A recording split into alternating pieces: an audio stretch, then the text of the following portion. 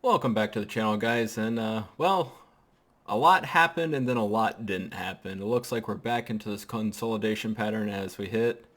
As I said, we'd probably see 42, and then we shot up about 5-6% and then shot back down on fake news. So apparently a Matrix report, which I haven't heard of until today, uh, basically saying that the ETF was going to be rejected. So this has kind of been all around Twitter. And once they realized that, everybody realized, well, this isn't, you know, real news that it did not get declined. Uh, the price retraced back to, well, somewhat normal.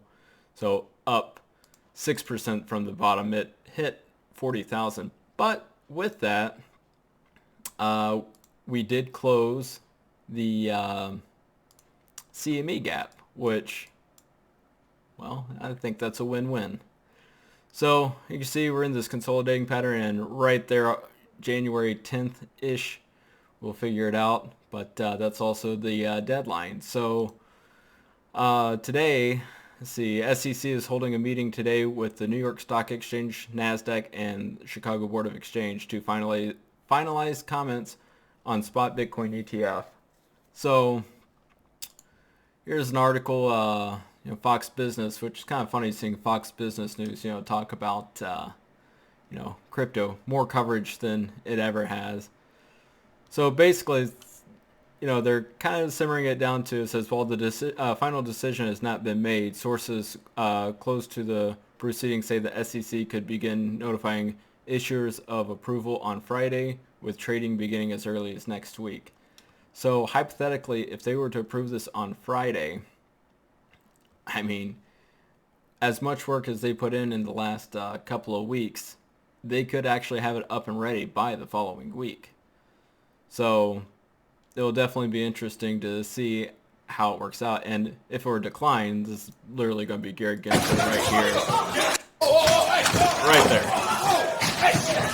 Terrible, terrible. But yeah, that's definitely going to be, everybody's going to be up in arms, considering that even with the fake news of a declination, we dropped, 13%, which, in the years of crypto, 13% is just kind of just another day in the market. So also with this, let's see. So this article is with Bitcoin ETF decision imminent, industry watchers debate if SEC will delay. So I don't think they'll delay, considering ARK has their January 10th date. So should the SEC once again reject Bitcoin ETFs, it would this time be blocking not just crypto-focused firms. So they'll be going against literally all their buddies at Blackrock, Fidelity, Invesco, and Franklin Templeton. So it's not like, Mike Novogratz of Galaxy is, getting rejected, or Grayscale. These are actual big industry names that the SEC and are all in bed with one way or another. So just in perspective, BlackRock manages $9 trillion in assets, which is unfathomable to really grasp what 1 trillion is, let alone 9. So along with that, it's kind of been interesting. So if anybody's been following the mining stocks, Coinbase buckles 10%. Well, that 10%, let's see, starting on Friday, massive sell-off. It actually went down a full-blown 22%, despite Bitcoin hitting 45,000, which I think got everybody by surprise. But it was stating that, a lot of people, insiders, were, taking profits as year-end. Well, right here it says year-end profit-taking, considering that, it, quintupled in 2023, which it was probably one of the better performing stocks in the market. So I don't think this is really a anything against Coinbase per se, but it's kind of funny when you look at it like, oh, we haven't been trading at these levels since December 18th. Not too ridiculous. I mean, considering we've gone straight up since. I can tell you that my call options really got wrecked on, really got wrecked in the last couple of days, unfortunately. But guess you can't win them all. If we could tell the future, we'd all be rich. But it'll be interesting as time progresses going into, well, Friday, Monday, Tuesday, and Wednesday, considering, what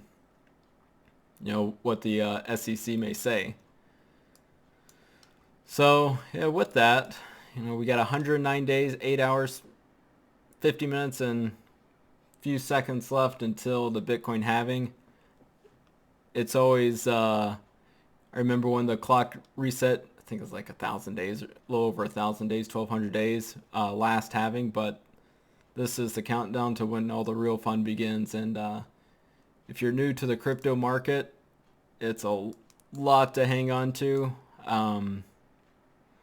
You'll go with the ebbs and flows of, how Bitcoin goes. I mean, even in the last cycle, this was stomach sinking right here. The COVID crash. This crash was a little bit, uncertain. Like, oh, this is the top. Where are we going? And then all the way up. So, unfortunately, when it gets to the top here, everybody will be in denial of whether or not it's the top. Everybody will keep saying, if we hit 250,000 this cycle, everybody's going to be like 500,000. And, sink down from there. But pi cycle top. That's what we're working on this cycle. And as reputable as it's been for the last few years, I'm going on the pi cycle top. So an interesting thing on this chart, as I draw many lines on many different Bitcoin charts and revisit them months later and be like, oh yeah, I forgot to draw that. So if you look at the top here, the bounce here, bounce here, bounce here, support, we have just broken above that, which I didn't realize until recently. So this is definitely a key level of support as we are, break above it. Really didn't use it as resistance unless you use it as kind of a area, but busted above it, bounce, bounce, bounce, bounce-ish, bounce. So, it is definitely a significant level, but, when in doubt, zoom out. This is just a little fraction of the entire Bitcoin market. So, all in all, hang in there. There's going to be a lot of volatility, more volatility than most people want, but, newer people want and expect, but there's money to be made. And for everybody, the naysayers like, oh, Bitcoin's a scam and everything, if it was a scam, Blackrock, all these companies wouldn't be getting involved with it. So, have you seen the US dollar? So anyways, thank you. Like and subscribe. We'll be following this market pretty much for the next year and a half and see how it goes. So have a good day.